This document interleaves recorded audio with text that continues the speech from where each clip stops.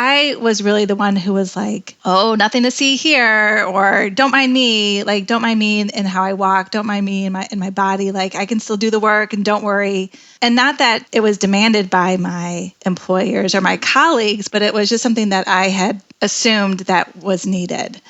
And it's not. Welcome to Who's Missing, a podcast that gets you thinking about who's missing from your world, at work and in life. Today, we're talking to Emily Blum, another Emily. I love it. She's the executive director of Disability Lead and someone who lives with a disability herself. I met Emily through my leadership development work at the Collective Academy, and she's become a really good friend. She joins us to discuss all things disabilities, her own journey with it, misconceptions around it, and shifting the conversation.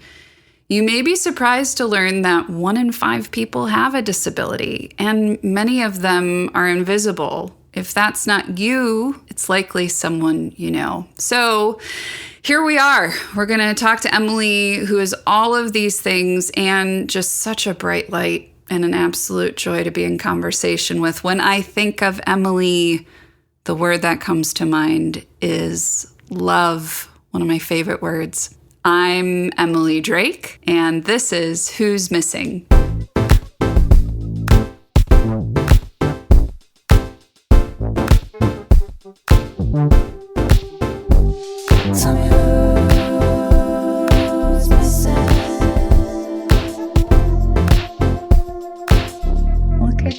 Look at you. Oh my God. Okay. I know we have a hard stop and we will get you out. We'll get you out on time. So I'm going to dive right in. What I really think is important, and you brought this up kind of toward the end of your conversation with Christina, is like, what a great way to bring in someone who lives with disability into your community by just considering, the question that this podcast centers around, which is who's missing, Yeah. And I wondered how you, in conversation with regular people, just people, talk about the importance of that or the awareness of that or people's experience of it, because it feels delicate. Like, how do you talk about that with your friends? How do you make it a safe place?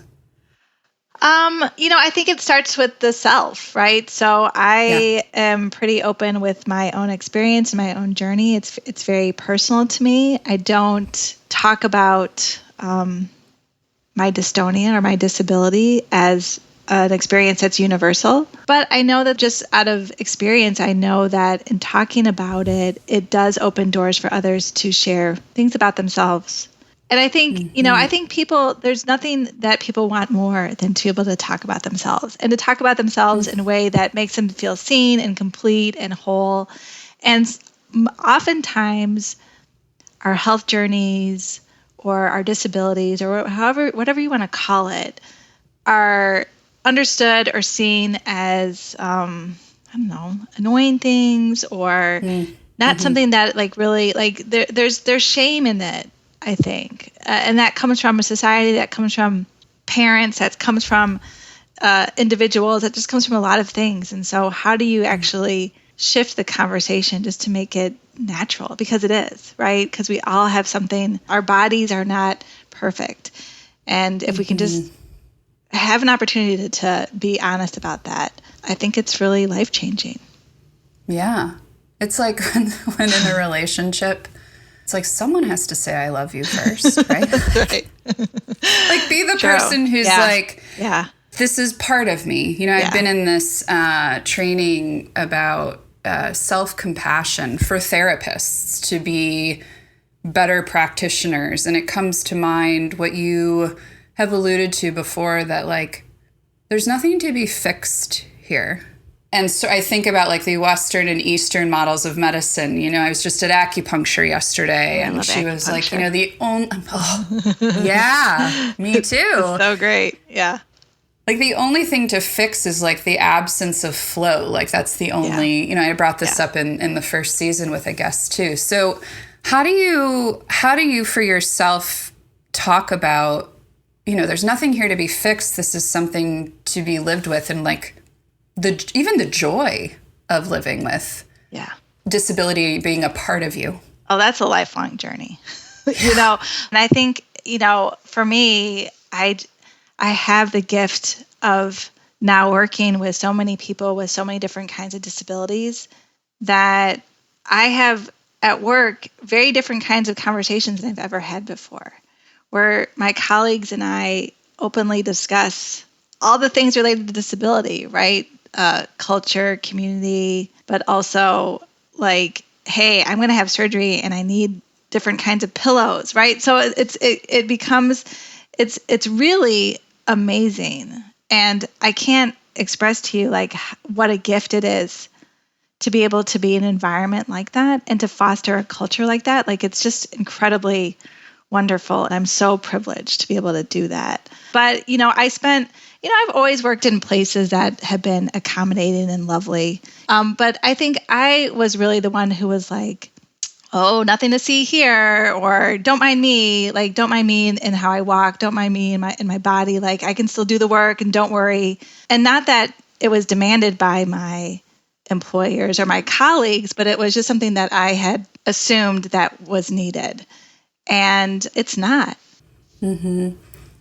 I was startled by, maybe not startled, just didn't know, the current statistic being that 1 in 5 people live with a disability.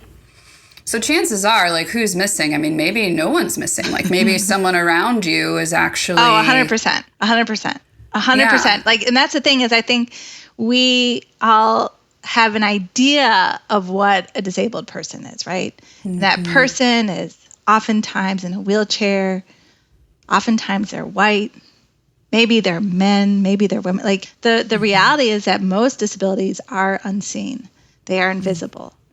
And so if we could actually change our understanding and idea of who is disabled, who gets to be disabled, I think there's a lot of gatekeeping that happens around disability, then it's just a different kind of conversation.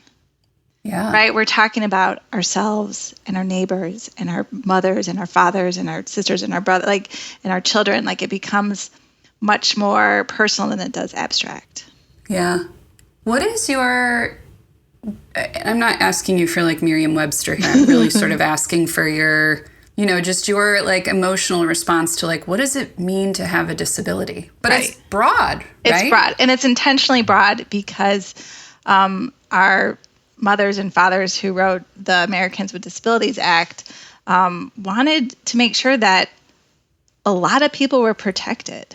So loosely, we think about a definition in which, people have a visible, invisible, or acquired disability. That's the definition that Disability Lead, the organization that I lead, has adopted. For me, it's really just about how you think about yourself. Mm-hmm. If you think about yourself, if you identify as having disability, well, you are welcome. Join the community. I think with that identity comes some kind of responsibility. Mm. And I think this is can be off-putting for a lot of people because having the responsibility of carrying that identity, it can be a challenge because I know exactly what dystonia is like. Dystonia is a movement disorder. For me, it's genetic. I've had it most of my life. I know exactly what that's like. I don't know what it's like to be deaf, hard of hearing, blind, low vision. I don't know what it's like to live with MS. I don't know what it's like to have mental health disability. Right? So I know what I know. I've learned so much. I've learned so much by being in a community that when I advocate for myself and for others, I can hold other people in my heart. And I think that is part of what having a disability identity or a strong disability identity requires is that, yes, you advocate for yourself, you make change for yourself, you make sure that you are safe, and you help ensure the safety and the access and the equity for others who you don't know. Do you have a sense, I know I appreciate your distinction of like, I've lived this life, so I get this. I'm an expert on me, right? Yeah. Do you have a sense of like, what was I'm thinking about people who might be listening who do love people with disabilities, who have a disability. Do you get a sense of what it was like for your parents to care for you as you went through, because your disability is genetic? Yes. Over time, it took on a new form and shape, it sounds like. And then there was some life-changing things that happened to make living a little bit easier for you. But yeah, what was it like to be around a kid with a disability? Do you have a sense of that? For, a big part of my life, there was probably a focus on answers, right? So like a lot of my childhood, especially the parts that were, very much, where dystonia was very much central, was like doctor's appointments and tests and surgeries and things like that. Like this was all before like my chart too. So it'd be like binders and folders of papers that my parents would, carry around. But beyond that, life was also very normal. I grew up in the suburbs. I had an older brother. We fought all the time. I think the thing that I'm very fortunate for is to have parents that believed me. In other words, because there wasn't a easy diagnosis for what was happening to my body, that doctors, I don't know if it comes out of frustration or also wanting to have answers, is that they thought what was happening to me was a psychological or a ways in which, a young girl whose parents were getting divorced was seeking attention. To my parents' credit, they were like, nah, that's bullshit. Like, no, sorry. Like, we're going to keep looking for answers. But I think I so needed, and like such a gift to me to like learn that lesson of like, you don't give up on diagnoses, supports, things that you need in order to live a fulfilling and successful life. Yeah. I think, this is something you espouse to too, is like every life has struggle in it, and of course, it's always like, it's like nails on a chalkboard to me when someone starts comparing suffering, and I think the antidote to that is self-compassion, which is why I'm really interested in that lately. And I think, what I take away is like, there's just sort of an acceptance. Yeah. And anytime we reject a part of who we are, that's where suffering, right? Like that's like the pain. So just I hear in you talking about, the in and out and like the layers of Team Emily, medical and otherwise. It's just like, this is what it takes for me to show up and be empathic and be inclusive and live in my values. Yeah. I need this support.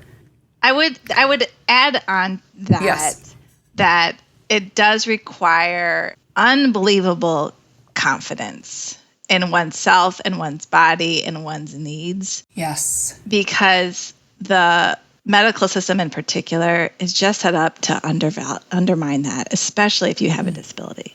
And so I just, from my own experience, from experiences of like our members and friends and colleagues, like it requires a constant belief that you are worthy and interventions or supports that you deserve them. Yeah. Because I think society in a variety of ways tells us that we're not worthy of those things. Yeah. Shh, keep it quiet, right? Like deal with that in the shadows. Yeah. Or we don't believe you. Yeah. I think like that also happens. There was a article or a study in the New York Times that revealed that medical professionals, like they actually don't want to work with people with disabilities. And like that is not an easy barrier to overcome. So much work needs to happen within the medical community to stop ableism. Emily Blum's choice for this week's Spotlight is none other than Disability Lead.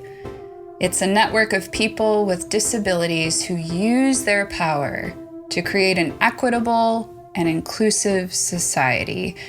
And of course, Emily and I discussed this more in depth during our chat. And Disability Lead is a really fantastic resource and organization to continue the conversation. head over to www.disabilitylead.org. And now, back to the show. In the work that you do, I have two questions that are just like, I feel like I had them and I'm like, they won't leave. So they're clearly questions I want to ask about your work. Yeah. I count you and I among two people in the world that are sort of living and working as themselves. Yeah. I'm sure there are others, but yes. There's so many, I hope. Hopefully more and more and more. Yes. There's real limitations to that for a lot of folks, right? And I think, fortunately, one of the benefits of the pandemic is like we're talking more and more about this stuff anyway. So as the executive director of Disability Leads, first of all, tell us about the organization. Yes. And then tell us about how important love and inclusion are within the work that you do. Yeah. Right? Love in particular, because I think you have to love people with disabilities. You have to love people, period, to do anything, in my opinion. But how does that principle come up in the work that you do? So Disability Lead is an organization that develops and connects leaders with disabilities to civic and professional opportunities. We have more than 200 positive disruptors. That's what we call our members. They're positive disruptors. But they're all people with visible, invisible, or acquired disabilities who are leading with their disability identity in spaces of influence and power. Mm-hmm. Right? So my organization, with our 200 leaders, we actively connect them to jobs, nonprofit boards, task forces, advisory councils at the city, at the state level, at the national level even. Our leaders are doing the hard work of showing up in spaces that probably traditionally haven't been that thoughtful or inclusive of disability, and saying, you need to accommodate me. You need to accommodate people who are like me, and you need to accommodate people who aren't like me as well. And so hopefully through, trainings and conversations and engagements with us, they have learned how to do that or have the confidence to do that. Or, it's really about culture change, right? It's really about saying, hey, we need to redefine disability in the minds of organizations throughout. We're focused here in Chicago, but really throughout the world. And we're doing that by showing up fully, wholly as ourselves. And I think your question about love, it really starts with the self. I'm here because, I love myself. I believe I'm valuable, and I value the views and perspectives of disabled people. And so here I am, and I think the power of it is when somebody shows up and is like, I'm disabled, and, here's what I need, is that it really empowers other people to do the same. Asking for what you need. It's like this clarity, so we don't have to guess, right? And have the ambiguity. What occurs to me of the work of Disability Lead, it feels very client-directed or participant-directed. In other words, you tell us what you want. What is your passion? What is your vision for yourself? And I wonder about what you would say.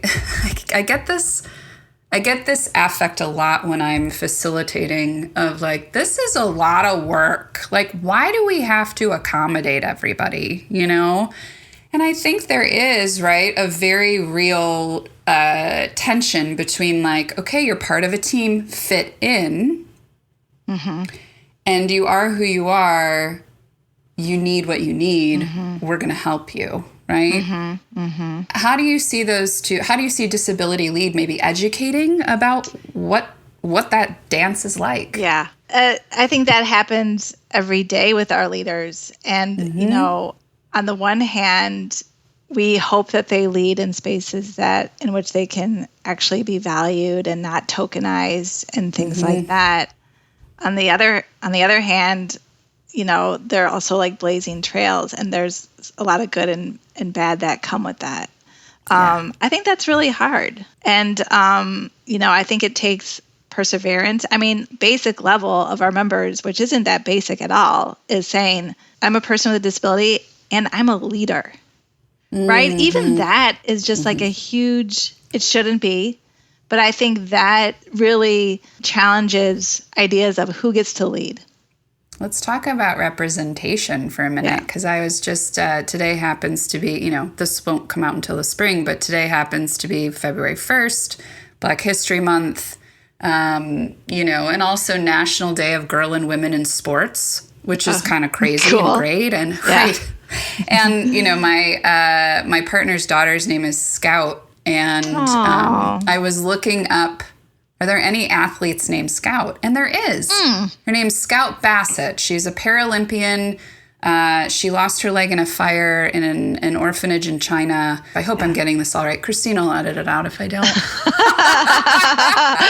Thanks, Christina. I try to prepare, but sometimes I got stories that, maybe they're true, maybe they're not. But to the best of my knowledge. Anyway, I thought all of that was just such kismet for our conversation today. And I wanted to ask you about representation. It seems like you are in this role where you are able to, as I think about who's missing from a boardroom table, who's missing from a leadership table, you're helping people push their seats up to that, who live with disability. Where else are you seeing representation, I want to say improve or flourish since you've been doing this work? Oh, well, I can't take credit for it at all. But pop culture, movies, books. Okay. You knew I was going to bring up TikTok. But it's actually really fascinating to see disability centered and discussed. It's amazing to me. And so and the other thing, I talk a lot about this with my colleagues because I'm very easily influenced, right? So I'm on Instagram and people are like, there's new lipstick. And I'm like, yes, I'll buy, whatever. And there are influencers with disabilities who also are influencing fashion. Yeah. And skincare. And I find that just so awesome and amazing, right? It shows that, guess what? People are whole and they have varied interests. And you don't have to just be a disabled person that only, talks about disability issues. And that's actually, I think, the incredible thing about our network. So I think when I talk to people and I explain the work, there is an assumption that, we just have 200 disability activists and advocates in our network. Yes, our members are passionate about disability issues, but they are also lawyers and accountants and nurses and doctors and entrepreneurs and artists and everything in between. It brings to mind, sort of how do you measure your life? Even as I say that, I'm measurement. I like Rent. I was going to say Rent. Rent, right. Is that a song from Rent? Yeah. Measure your life in love. 570. That's that song. Yes. Yeah. Thank you. Okay. My musical theater knowledge is, if this is zero, it's here. Yeah. But huge appreciation for it. Okay. I'm thinking about, at the end of the day when Emily Blum's head hits the pillow, and I talk about this with clients too, it's all we have is, did we live within our values? Were we, because it's all so, right? I wish we could all wake up with this blank slate of what will happen today? I don't actually know, and rewrite the rules if you need to, and try something else or try the same thing. And just because there's such a prescription I feel us fighting against that life is lived one way. And I just think about what you said earlier about you have to love yourself first. Yeah. And I think for everyone listening and living, it's I guess that maybe is a relief, right? If the work is here. Yeah. Now, we got to go out and do work for sure. Yeah.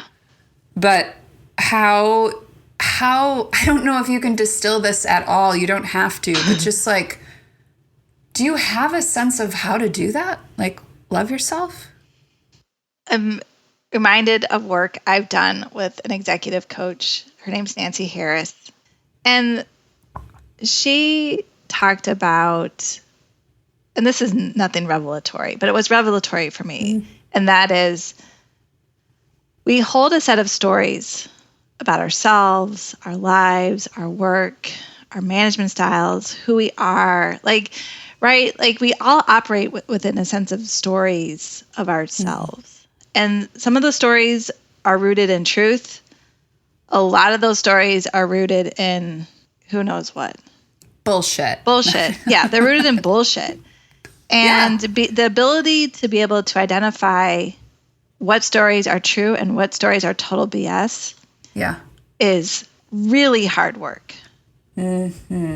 But a gift and needed. It is unpacking and rewriting stories for yourself.